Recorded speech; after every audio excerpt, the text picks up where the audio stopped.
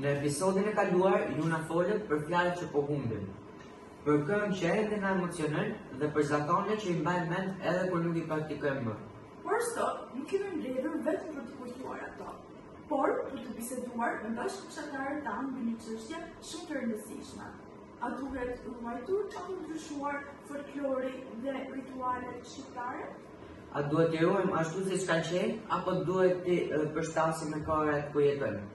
Unë mendoj se rritet shqiptarë duhen ruajtur, sepse janë identiteti ynë kombëtar. Pa to ne humbim vetveten tonë. Ato mbajnë pasuri dhe vlera morale dhe shërbejnë si mjet edukimi për brezat e ardhshëm. Megjithatë, rritet janë vjetëruar. Rritet përputhen me të drejtat e njerëzve të rinj, ku ata paraqesin më shumë ritualet e thjeshta, si për shembull paja e nusës. Paja e nusës bëhen më përpara kur martoheshin vajzat, por që është pak sa e tepruar. Çfarë humbasim nëse modifikojmë ritualet? Pra, nëse ne modifikojmë ritualet tona, ne mund të humbasim shumë gjëra, duke filluar që nga identiteti jonë. Identiteti jonë nuk do të jetë më veçantë për të jetë njësoj si çdo shoqëri tjetër. Ne duhet ta kalojmë këto rituale brez pas brezi, pra dorë në dorë, sepse ato do të mbesin thjesht pjesë muzeale. A është e rrezikshme të shkëputemi nga rënjët?